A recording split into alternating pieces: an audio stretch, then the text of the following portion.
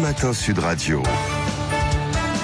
L'enquête de la matinée. Et on en parle ce matin avec Lydia Kebab. Bonjour, vous êtes déléguée nationale d'unité SGP Police Force Ouvrière. Linda Kebab, comment vous réagissez en entendant ces commentaires ? Eh ben, écoutez, on a les réseaux sociaux et on a la majorité silencieuse des Français. Oui. Quand on entend le mot massacre, enfin en tout cas quand on le lit, on pense aussi à des mots qui sont utilisés à notre encontre comme ceux de barbares. Et finalement, la radicalité, l'extrémisme dans les discours, c'est pas que d'un côté. Les cibles sont différentes, mais les méthodes sont les mêmes. Ce qui est choquant, c'est entendre le mot massacrer quand notre métier, c'est justement de vous protéger et de risquer nos vies. Il y a des policiers, malheureusement un notamment qui était un ami, aussi un délégué de notre organisation, qui est mort sous les yeux du monde entier un 7 janvier 2015.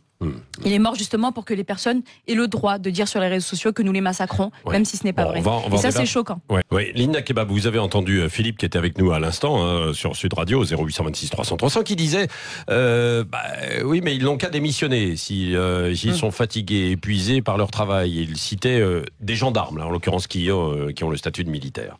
Qu'est-ce que vous lui répondez ? Mais en fait, je suis désolée du mot, il peut paraître fort, mais c'est un peu hypocrite. On a quand même des personnes aujourd'hui qui, à juste titre, et c'est une démarche qu'on a toujours soutenue, en tout cas notre organisation syndicale, qui, entre guillemets, se rebelle contre un système qui juge injuste vis-à-vis des citoyens français.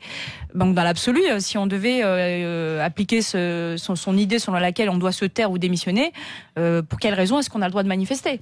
C'est que finalement on se rebelle contre un système et c'est aussi notre droit. Avant d'être policier, on est concitoyen. Et on est policier parce qu'on a à cœur de protéger nos concitoyens. Et que ça passe aussi par des moyens. Je ne parle pas de moyens pécuniaires ou matériels, mais je parle de moyens humains et managériaux. Donc on n'est pas en train de se battre pour nos intérêts, on est en train de se battre pour leurs intérêts, pour les intérêts des auditeurs. Et tant qu'on ne sera pas sorti de ce discours dogmatique qui veut finalement de manière très hypocrite que ce qui est attribuable aux concitoyens n'est pas autorisé aux policiers parce qu'ils sont considérés comme inhumains, on ne sortira pas du débat. De toute manière, il n'y a pas de débat. Oui, entre parenthèses, d'ailleurs, vous avez le droit de manifester, en revanche, pas de grève. Pas de grève. Mais les gendarmes, puisqu'on parlait aussi des gendarmes tout à l'heure, eux ne peuvent pas manifester puisque ce sont des militaires. Et non pas non plus de syndicats. Et peut-être en civil un peu planqué avec avec leurs femmes. Il y a des syndicats dans la gendarmerie, mais c'est uniquement pour les administratifs. Au sein des policiers, est-ce qu'il y a une division sur l'attitude justement de certains pendant les manifestations et après, en fait, aujourd'hui, avec un tout petit peu de recul, Linda Kebab ? Je vous dirais presque aucune. Après, la marginalité, on ne peut pas forcément la prendre en compte. Pourquoi ? Parce qu'il y a aussi un repli de ce groupe professionnel que sont les policiers aujourd'hui. Je vous disais en début de propos, je vous parlais des discours extrêmes et radicaux qui ciblent finalement des groupes de personnes. Nous, la police, on n'est pas un groupe ethnique ou religieux. Néanmoins, on subit exactement le même type de discours haineux que d'autres extrêmes ont à l'attention de groupes ethniques ou religieux. Les méthodes sont les mêmes, ce sont les cibles qui sont différentes. C'est à la mode de taper sur certains groupes ethniques ou religieux, c'est à la mode aussi de taper sur la police. Sauf que la seule chose que vous provoquez, c'est un repli sur soi-même, une espèce de corporatisme. Et c'est malheureusement ce qu'on retrouve aujourd'hui. C'est un sentiment humain. N'en déplaise ceux qui veulent nous déshumaniser.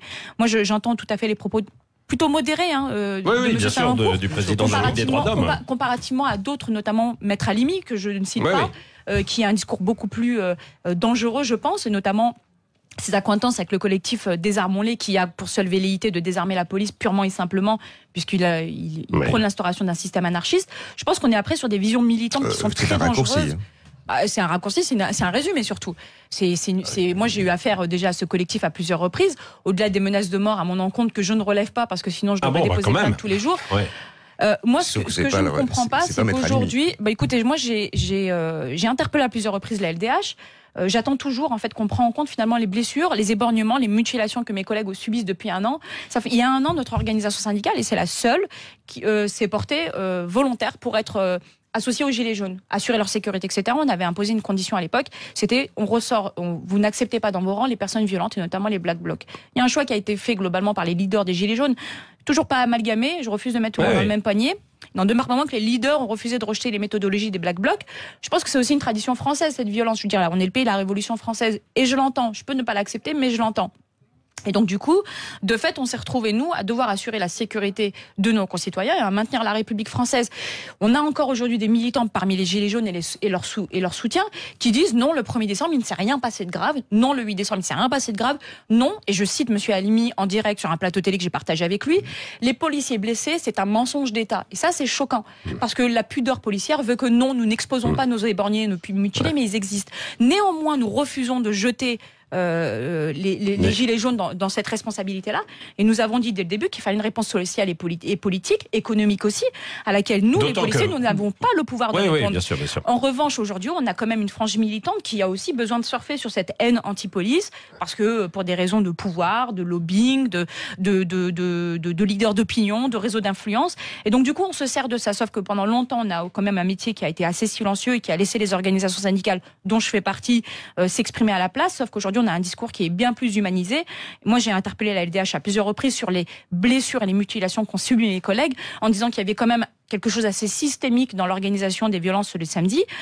Moi, j'attends toujours un retour de la LDH ciblé, en disant est-ce que nous sommes déshumanisés? Est-ce que finalement, on n'est pas organisateur des manifestations des Gilets jaunes. Oui, Malik, oui. Là, franchement, on n'est pas du tout associé aux Gilets jaunes. On n'appelle pas aux manifestations du samedi. On est simplement observateurs.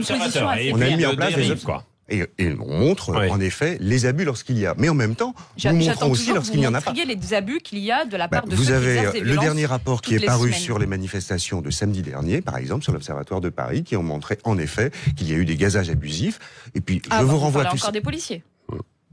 Donc il n'y a pas de violence en face, en fait. Donc vous parlez de gazage abusif. C'est ça qui est choquant. À partir du moment où vous utilisez le mot abusif, c'est que vous rejetez la légitimité de l'usage de la force.